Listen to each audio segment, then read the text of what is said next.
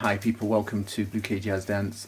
One of the things I want to share with individuals throughout my life as a dancer, I ended up supporting a lot of individuals with special education needs from all different types of backgrounds, from dyslexia to people with dyspraxia to slow learners. I've done a lot of programs with them.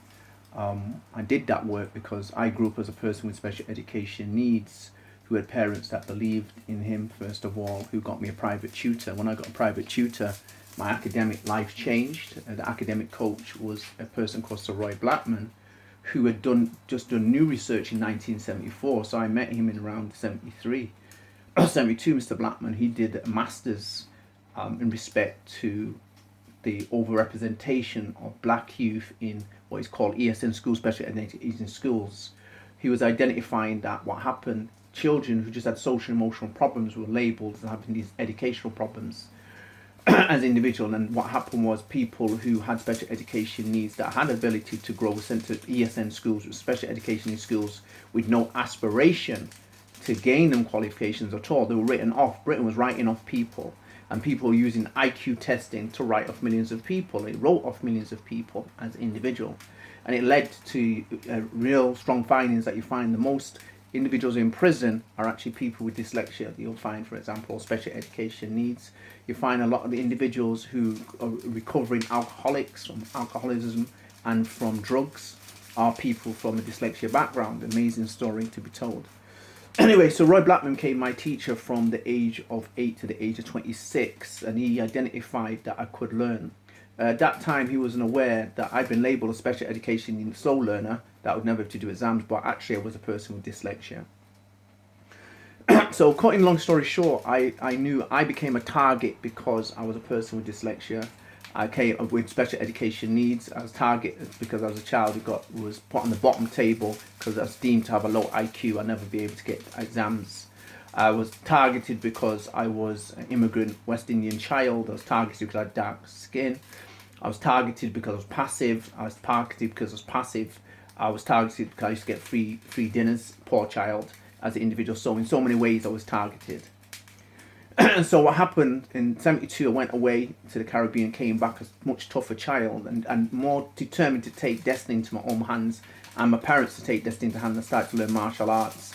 I started to engage in sports. I found that I was good at sports. My parents engaged, nurtured me and educated me and cultivated me to nurture the sports talent that I realised I had in the Caribbean, because I won a catching competition, cricket competition, athletic storytelling competition. My parents invested in some form of way to enable me to feel good about myself, to build my self-confidence through a number of activities which worked. And I never worried about me on special education needs from there. Once I had an academic coach, I never worried about anything, and I was lucky. Cut long story short, I became a professional dancer, and that work led me to do dancing education, dancing in the community, dancing theatre work, and I was asked to do a lot of issue-based work or projects with people with special education needs from different backgrounds, people who are inconfident. And what happened, I found that I really had a really good tack in creating projects. I created projects to empower people through dance, no matter what background they had as an individual. I built the confidence. And what happened as an individual was I wanted to go on to pursue this, so I decided to become a dance teacher. Had a negative experience at college. I was a self-sustaining student on a foundation degree first to dance sports teacher training, because I wanted to be a dance teacher as well as a PE teacher, because I realized these two areas build people's confidence to do academic study, and it helped academic study. I was aware of that through Sir Roy Blackman. Like I said, I was with him from 8 to 26. He did a master's in education, so I need to say that. Cut long story short, what was beautiful for me as an individual, that knowledge of Mr. Blackman and other teachers who used our cultural arts to enrich people, empower them. I designed projects around it, and I went away to become a dance teacher, but due to having to self-sustain myself and being injured, I was attacked. Cut long story short. And I could not work as a self-sustaining student, so I had to leave my degree after first year. I started to do a BSc in dance, contemporary dance, music and drama, and I was going to do a PGC to become a dance teacher at an amazing college called Bedfordshire Education College. I came back to Manchester, and one of the key things was I was involved in a lot of projects which was empowering kids black kids to develop their confidence themselves, to use their talent, their black dance talent, their black drumming talent. Because what was happening, the society, British society, cleverly made out that Britain's arts were superior to all other people's arts. Black art was inferior. It led to leading to shaping negative characteristics and personality traits. Well, I knew that not to be the case, because as an individual I shaped my own character called The Adventures of Swing Kid using my own cultural dancing. That was one, and that shaped my character and personality to be powerful. And then other dances, reggae dancing, soul dancing, all my cultural dances I used to build my confidence. Today we know that dance is at the center of cultural life in Britain and UK. Why? Because its benefits to shape positive characteristics and positive character traits. So discrimination was the thing that blacks were suffering. Black kids were going to school in the white society were made to feel that their dances were inferior and they were inferior.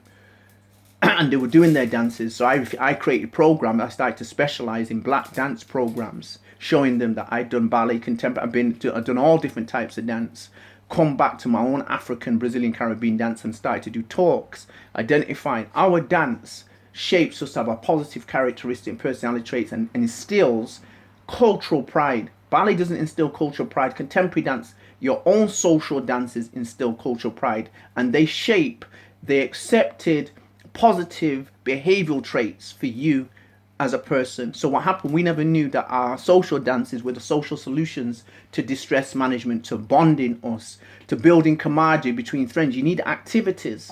And because Western society has taken away from our normal habitat through slavery and colonialization, and being in Britain, West Indian immigrants as a marginalized groups, we did our dances, and what happened was the society at large, a lot of the society dehumanized them, telling us our dances were nobody. So we felt like we're nobody. Well, what happened to me, my parents were very proud, very politicized, and very proud of their cultural dances, music, art, and they instilled that into me, 0 to 5 years.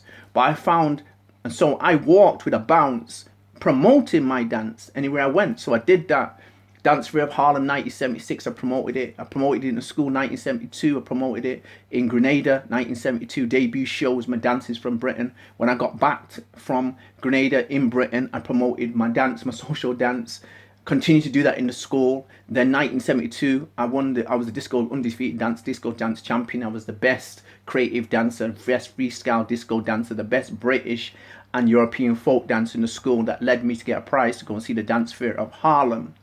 And what happened, they asked me could I perform, and I did this Adventures of Swing Kid, which was like my theatrical side, and I showed them our social club sort of dancing, disco dancing that my brother was doing, called jazz funk at the time.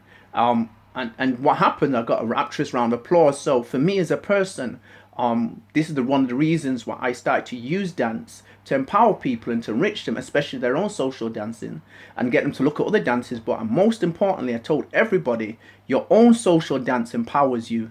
Do you understand? Because it's generally built off the steps of your parents, of your ancestors, and you shouldn't be out promoting other people's dance before your own. It doesn't show self-pride. It doesn't show self-care. Because self-care, as I said, your own social dances show you the social behavior that's accepted. Yeah? So example, every dance style had a certain era. So what's happened, so when I went to do tap, I started to learn tap. Tap was lonely for me because nobody did tap around me. Why? But in tap dance done in the late 1800s and 1900s, 20s and 30s was the social dancing, what people did. It was around, you understand, as an individual. So me doing tap dancing, I realized, oh, that's good, I do it, but it's not the social thing in my community. So it's important to be engaged in your own social dances because, first of all, you get social support, you get social bonding, you build with each other. Do you understand? It's important for people to understand that. And so the point I was making as an individual was dance always empowered me to be bigger, bolder, and better person, instill confidence in me, instill self-esteem, positive self-identity and character. So as an individual, I realized I self-believed in it and I invested in creating projects around this as an individual. Now I walked into university in 05 to 09, 05 discovering I was dyslexic, and I was ashamed to know how people treated people with dyslexia, because I've not been in education for like 20 years when I went to university in 05. I just discovered I was dyslexic. The word special education needs, I disassociate that with myself from a long time ago because I achieved in education. And but how was '05 opened a new door for me for how people with dyslexia are treated in Oxford Brookes University in Oxford. Oxford Brookes University, dyslexia people hid that they had dyslexia. That's one. Why? Because they would not be respected or appreciated as adding anything to the society at large. What was not in Oxford Brookes University was what is something called neurodiversity, which sees people with different neuralistic, different people with different brain function as being equal, not one being better than the other. But when I walked into Brookes, there was a lot of prejudices, and I experienced prejudices directly. When people found out I'm dyslexic, they identified, if you have a dyslexic person in your class, they're going to make you lose marks. They're going to bring some form of deficiency in your group. So you're not seen as a person that is equal to anybody. You're seen as inferior. I was shocked to know that happened. And as an individual, I chose, I've always have chosen to do something that was chosen to break stereotypes. And I did as an individual. I broke a lot of stereotypes as a person, said dyslexic people can't lead. I ended up as a warden for 2 years. I won an award called Commercialized Enterprise Fellowship, the only student to win that as a person with dyslexia. I led so many different things. I had most of my group as a person with dyslexia, as an individual. And what happened as an individual, I did leading deliberately because to break stereotypes. I did that. Bainey first wanted to do that first as a dancer, but the dancing discrimination, special education needs discrimination was bigger than the dancing discrimination. But I faced discriminations because I'm a dancer. People see dancers as happy-go-lucky people that don't take life seriously. So what happened was I walked into university knowing, looking before I left, that one, I'm going to break skills, break people's perception about dancers. That's the first thing. Because dance skills is a new thing. Dance is seen as the new skills that are required for the 21st century. Our skills, because remember, there's generic and specialist skills. Our cooperative, collaborative work and our self-care, these are the type of things that people need. Our commitment to dance is different than other industries. So this became like the norm. Life skill is to have dance skills alongside other skills. And I wanted to emulate, this is how I use dance skills, and I did throughout university. 05, 09, I was in exceptional jobs. As a student, I became student experience supervisor for students, sharing information about being students there. As an individual, I came a student volunteered for assessment in the university as an individual. And what happened was, I challenged the university as well because I faced a very negative experience. People didn't know when I did the assessment, when I started to be the assessment volunteer, that I was dyslexic. And so I was taking longer than normal to do what they asked me to do something in a certain period of time. I highlighted to them that I can't do it in this period of time because I needed this extra time. I didn't say I'm dyslexic. What happened, the whole idea of a person being an assessment, being part of the assessment volunteering, that we got a tape recorder as a part of the training, but we could keep it afterwards. What happened to me, I identified that simply that I need a bit longer because I'm doing it different ways. What happened was a member of staff accused me of trying to steal the tape recorder, unaware that I was a person with dyslexia, unaware that I was a warden, unaware of student experience. I was adding all these things: student experience supervisor, student experience spokesman for the business school and everything. Unaware I won commercialized enterprise. So I was bringing all these things in regards to assessment. And I wrote a stiff letter to her, went to see the ladies, and I told them, under no circumstances, what's gone on has been, I'm writing this assessment from a person with dyslexia. You haven't put in any remits for a person with dyslexia. So the first thing, I wanted to do it in a very thorough way. And when people are accusing me of stealing tape recorder, you've gone too far. You need me to get an apology, and I'm going to write an extensive letter about you actually doing that, because it's bang out of order. You don't write that, because emails, you need to understand, in any place is legal. And so I wrote back to them exactly what I'm telling you, because it's a legal statement. So they obviously gave me an apology, but that wasn't enough for me as an individual. I was really, really upset because I committed to supporting the university in its assessment, coming from a person who was a mature student, coming from a supportive perspective, a person with dyslexia, coming from a person who was commercialized enterprise, coming from a perspective that I myself walked into university not knowing the assessment criteria, e.g. that could work for me, because nobody actually told me that I could do Viva. Viva is basically, I'm better at speaking than writing. And what happened was, Viva is generally done by a person who does a PhD. They speak on their work. What happened later on in my career, later in my university, about 4th year, was when someone said to me, why don't you get to do your assignments by Viva as a person with dyslexia and stressing yourself through the writing? So I requested it and they gave it to me, so which is a good thing. So as an individual, it was important for me to share that with the assessment organization. I did a lot of extensive work, because I actually did a project for them, posters and everything. And I felt so embarrassed by that situation, but I felt so deflated by that situation. It wasn't nice to be accused. You know, I wasn't going to have that as an individual, but it was part of the journey of being at university. And this was, I said, this is another stage for me, having that same experience in colleges before I came here. People accusing you, coming to you with stereotypes. Why would I need to steal a tape recorder from you? Take that. It's quite offensive for me to even think that you think that, but you had that thought. So that means you have stereotypes about me as a black person, as an individual. So it's unacceptable, your behaviour as an individual. Me to experience that university was basically a similar situation I experienced in college, similar situation I experienced in primary schools, primary school, similar situation I experienced in secondary, because I've gone to all white suburban schools. You have to understand my significance of me being in university as a person who learns from an unorthodox perspective in leadership positions. I wanted to get experience to lead as an unorthodox leader, unorthodox manager, unorthodox developer of self and of people. And Brooks really opened my mind. It's particularly to do with dyslexia. People hid it, and it was unacceptable, because, an example, they hid it with dyslexic people in Birmingham.